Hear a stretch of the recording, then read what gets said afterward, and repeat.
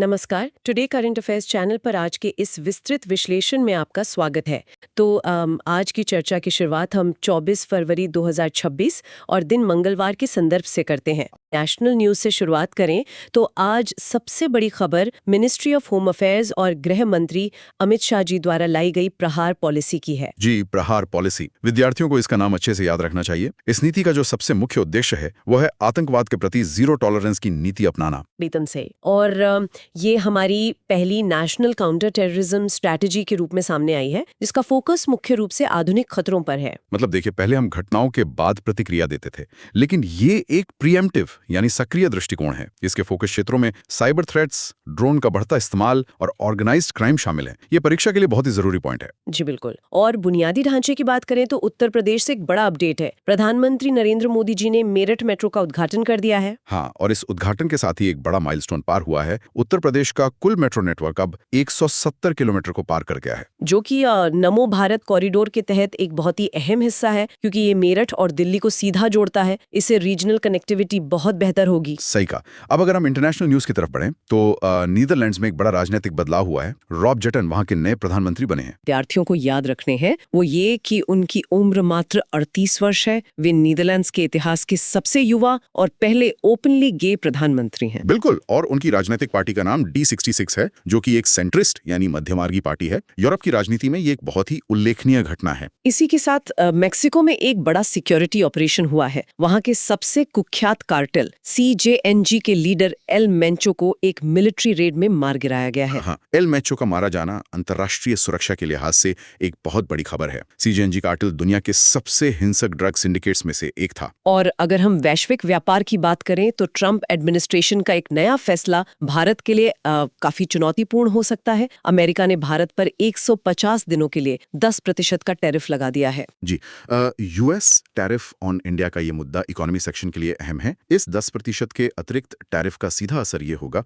कि अमेरिका में हमारे जो भारतीय निर्यात हैं वो काफी महंगे हो जाएंगे, जिससे वैश्विक बाजार में हमारी प्रतिस्पर्धा पर असर पड़ेगा। अब राज्यों की कल्याणकारी योजनाओं यानी गवर्नमेंट स्कीम्स पर आते हैं। पंजाब में मुख्यमंत्री भगवंत मान ने मेरी रसोई स्कीम की शुरुआत की है। मेरी रसोई स्कीम का स्केल बहुत बड़ा है। इसके तहत राज्य की 40 लाख ब्लू कार्ड फैमिलीज को फ्री फूड किट्स बांटी जाएंगी। ये खाद्य सुरक्षा की दिशा में एक बड़ा कदम है। हाँ, और दूसरी तरफ झारखंड के पलामू टाइगर रिजर्व से एक बहुत ही सकारात्मक पहल सामने आई है। वहाँ वन्यजीवी दीदी इनिशिएटिव शुरू किया गया है। इस इनिशिएटिव का लक्ष्य महिलाओं को सशक्त बनाना और पर्यावरण संरक्षण दोनों है। इसमें महिलाओं को फॉरेस्ट एम्बेसडर्स बनाया गया है। बिल्कुल। और इसके लिए उन्हें 3000 रुपए प्रति माह का इंसेंटिव भी दिया जाएगा। इनका मुख्य काम एंटी पोचिंग और जंगल के संरक्षण के प्रति जागरूकता को बढ़ावा देना होगा, जो कि गवर्नेंस और एनवायरनमेंट दोनों के दृष्टिकोण से एक शानदार पहल है।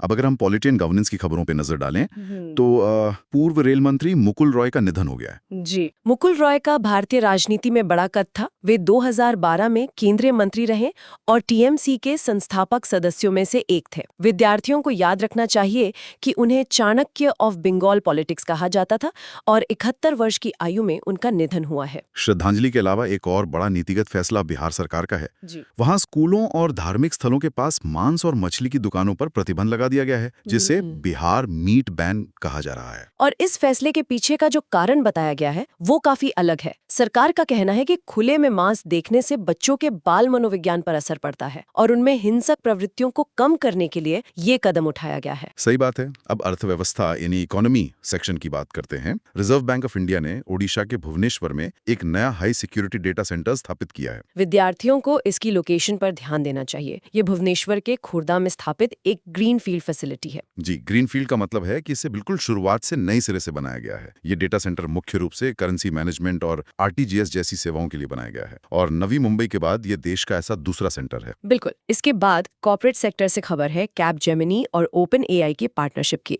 इसे एक फ्रंटियर अलायंस का नाम दिया गया है। इस पार्टनरशिप का मुख्य लक्ष्य एंटरप्राइज AI ट्रांसफॉर्मेशन है। मतलब ये कि बड़े स्तर पर कंपनियों के कामकाज को AI के जरिए कैसे बदला जाए। और इसमें डेटा प्राइवेसी तथा स्केल्ड AI एजेंट्स पर सबसे ज्यादा फोकस किया गया है ताकि उद्यमों का डेटा सुरक्षित रहे। अब आगे बढ़ते हैं बजट और फिस्कल नीतियों की ओर। वित्त वित्त मंत्री निर्मला सीतारमण जी ने नेशनल मोनेटाइजेशन पाइपलाइन यानी NMP 2.0 लॉन्च किया है। यह बहुत ही महत्वपूर्ण विषय है। यह योजना नीति आयोग द्वारा विकसित की गई है और इसके आंकड़े प्रारंभिक और मुख्य परीक्षा दोनों के लिए जरूरी हैं। बिल्कुल, इसका कुल लक्ष्य 16.72 लाख करोड़ रुपए रखा गया है और इसकी समय अवधि 2025 से 2030 तक यानी 5 वर्ष की है। इसमें एक आंकड़ा प्राइवेट इन्वेस्टमेंट का भी है जो कि 5.8 लाख करोड़ रुपए का रखा गया है और इस निवेश के जो शीर्ष 3 क्षेत्र हैं वो हैं हाईवेज, पावर और पोर्ट्स। सही कहा आपने। अब इंटरनेशनल रिपोर्ट्स एंड इंडेक्स पर नजर डालते हैं। विश्व स्वास्थ्य संगठन यानी WHO ने यूक्रेन पर एक गंभीर रिपोर्ट जारी की है। इस रिपोर्ट के मुख्य बिंदु यह दर्शाते हैं कि युद्ध का स्वास्थ्य सेवाओं पर कितना बुरा असर होता है। 2025 में वहां स्वास्थ्य सेवाओं पर होने वाले हमलों में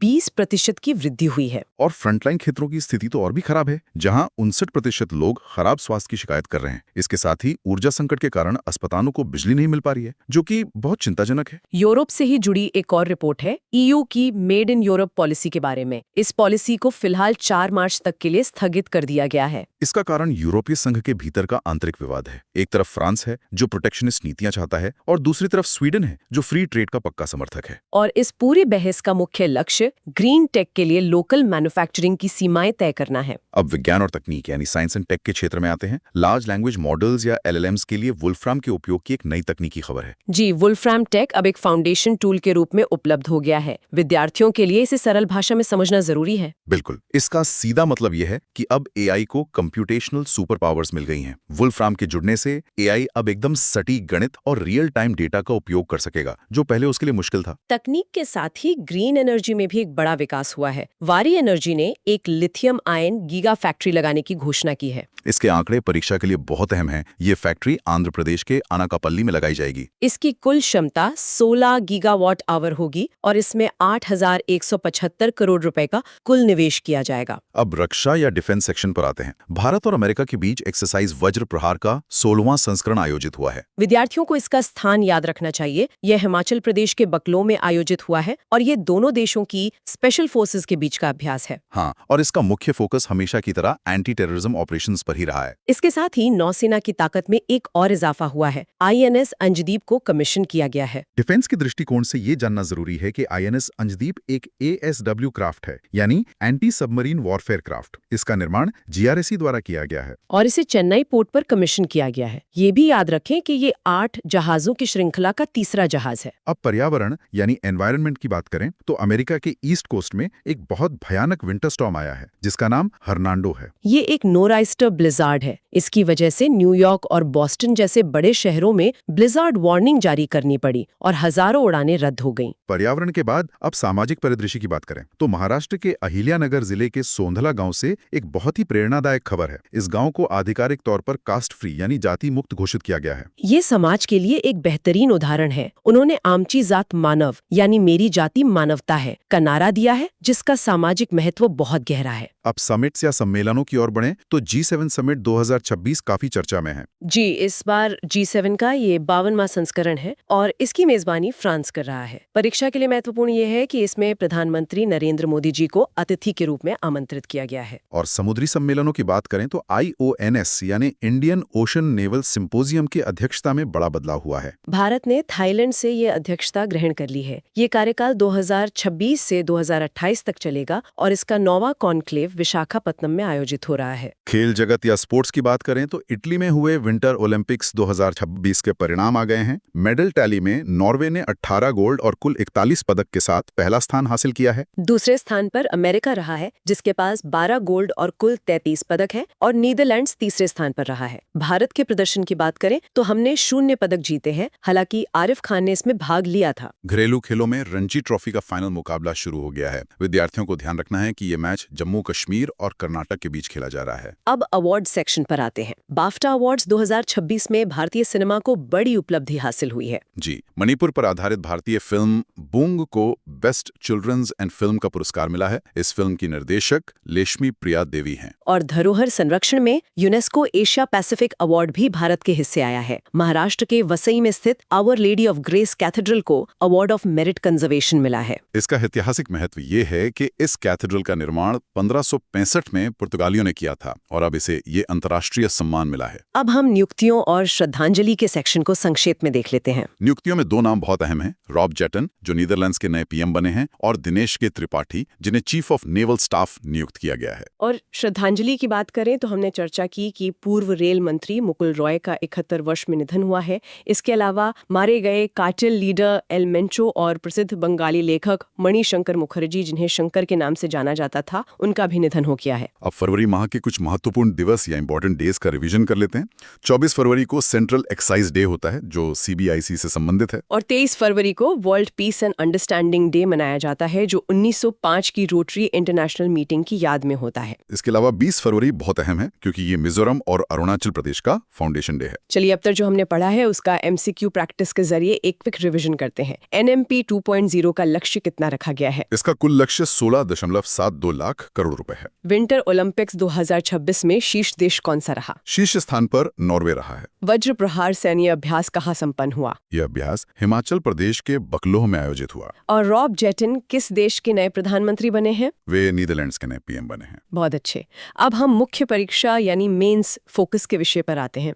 नेशनल काउंटर टेररिज्म पॉलिसी या प्रहार का गहराई से विश्लेषण करना मुख्य परीक्षा के लिए बहुत जरूरी है। बिल्कुल। उत्तर लिखते समय विद्यार्थियों को इसे तार्किक रूप से बांटना होगा। इंट्रोडक्शन में गृह मंत्रालय का आतंक मुक्त भारत का दृष्टिकोण स्पष्ट करें। इसके बाद की पिलर्स में प्रिवेंशन यानी समय से पहले खुफिया जानकारी जुटाना, प्रोटेक्शन यानी क्रिटिकल इंफ्रास्ट्रक्चर की सुरक्षा और प्रोसिक्यूशन यानी फास्ट ट्रैक अदालतों की बात लिखें। और चैलेंजेस में उन्हें क्रॉस बॉर्डर स्टेट सपोर्ट और साइबर टेररिज्म या डार्क वेब का उल्लेख करना चाहिए। वे फॉरवर्ड या निष्कर्ष में इस बात पर जोर दें कि इस नीति की सफलता के लिए फेडरल कोऑपरेशन और ग्लोबल इंटेल शेयरिंग की अत्यधिक आवश्यकता है। इसे कवर कर लेते हैं। टमाटर में प्राकृतिक रूप से कौन सा एसिड होता है? टमाटर में मुख्य रूप से ऑक्सालिक एसिड होता है। नया सोनपुर एयरपोर्ट प्रोजेक्ट किस राज्य से संबंधित है? यह प्रोजेक्ट बिहार राज्य में स्थित है। माउंट कान लाउन ज्वालामुखी कहाँ है? यह फिलीपींस में स्थित एक सक्रिय ज्वालामुखी है। पेरुमला लैब की स्थापना किस लिए की गई है? यह विशेष रूप से प्रसादम लड्डू की टेस्टिंग के लिए बनाई गई नई फूड लैब है। प्रोजेक्ट चीता के तहत कूनो नेशनल पार्क में नए चीते कहाँ से लाए गए हैं? कूनो में 8 नए चीते बोत्सवाना से लाए गए हैं। और आईएनएस सुदर्शनी हाल ही में किस विदेशी बंदरगाह पर पहुंचा है? ये जहाज इजिप्ट के सफागा पोर्ट पर पहुंचा है। आज की इस अतिरिक्त परीक्षा सामग्री और इस क्लास की पीडीएफ डाउनलोड करने के लिए